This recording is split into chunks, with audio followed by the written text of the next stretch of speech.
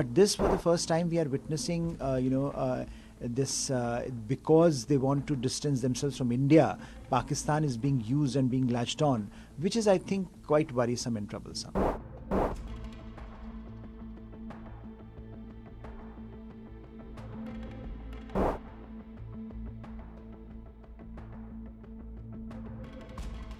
There are now there are enough voices today in the top leadership in Bangladesh which want to accentuate India-Bangladesh problem.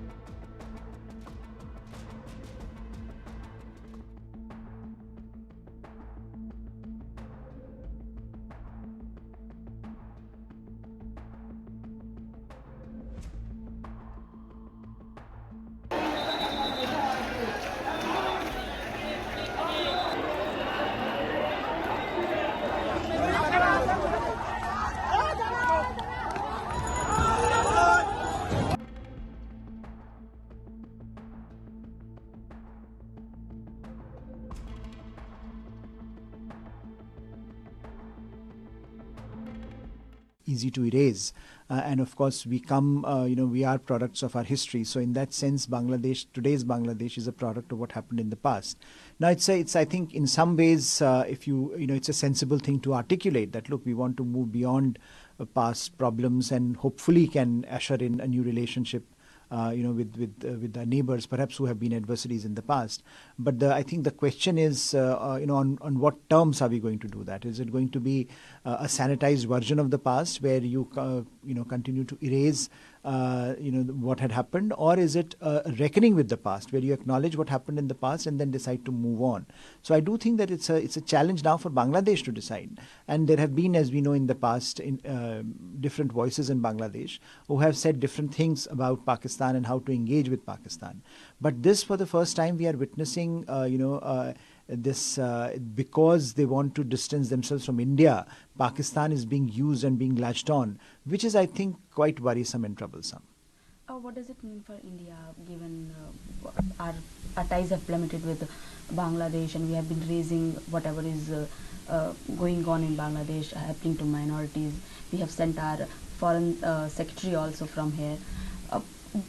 Where are the ties right now? And in the current scenario, what message does it say Bangladesh leader talking to Pakistan Prime Minister, and how can we see our ties going forward? I think it's going to be difficult in the short term to manage this relationship. First of all, if you have a leader who had been in office for more than 15 years, like Sheikh Hasina was, and she goes away from power like the way she went, she goes out of power, and India had invested in her for the last 15 years. So it's very natural that some amount of turbulence would be there in the relationship. There'll be some readjustment to the new realities, and that had been happening now for a few months. But I do think that there are now there are enough voices today in the top leadership in Bangladesh which want to accentuate India-Bangladesh problem rather than taking a more sensible approach and moving beyond some of the challenges of the past. I think the sensible approach certainly for both India and Bangladesh is to sit together and work out, and this is exactly what India did by sending the foreign secretary. And I think the message from India was that we are willing to move beyond the past and we are willing to look to the future. But I think the ball is now in Bangladesh's court as to how they want to engage India and on what terms. If the idea is that that Pakistan is going to be the main partner, and if the idea is to use Pakistan as a way to snub India, then I don't think it's going to go down very well in India, because India and Bangladesh relations are not simply government-to-government relations, they're also people-to-people relations. And so therefore, if you want those relations to continue, which I think we should, then there are sensible ways in which I think Bangladesh government can engage with India, and I think it should be prioritized, because India being the most important economy and being the most important country in the region, if the idea is that somehow you can marginalize India in your foreign policy, I don't think that is going to work. And it also applies to India, but India has tried to move forward, and therefore the visit of the foreign secretary was very, very crucial. But I do think that the next few months are also going to be very crucial, because the temperatures are rising on both sides. We are seeing the attacks, for example, on places of worship, temples, and how some of the monks have been treated. I think that is creating a societal problem in India, which Indian politicians, Indian leadership would find it very difficult to navigate.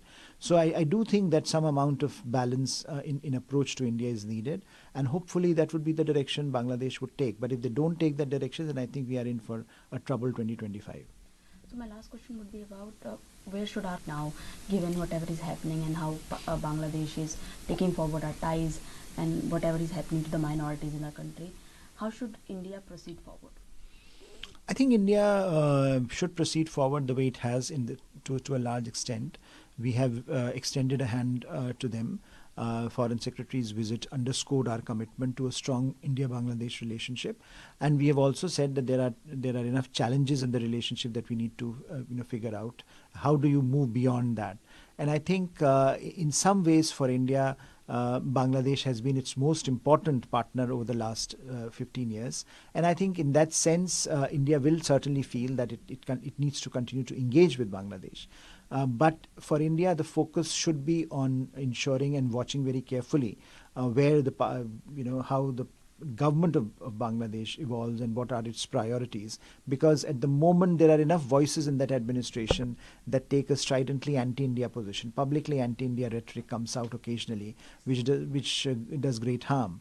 And I do think that in that sense, social media on both sides has also accentuated some of these fault lines, which I think governments will have to ignore and move on both sides towards a more productive engagement.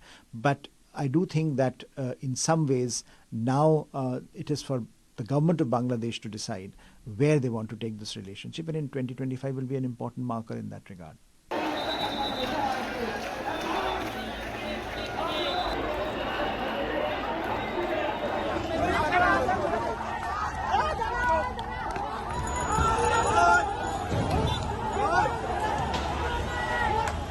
Direct action!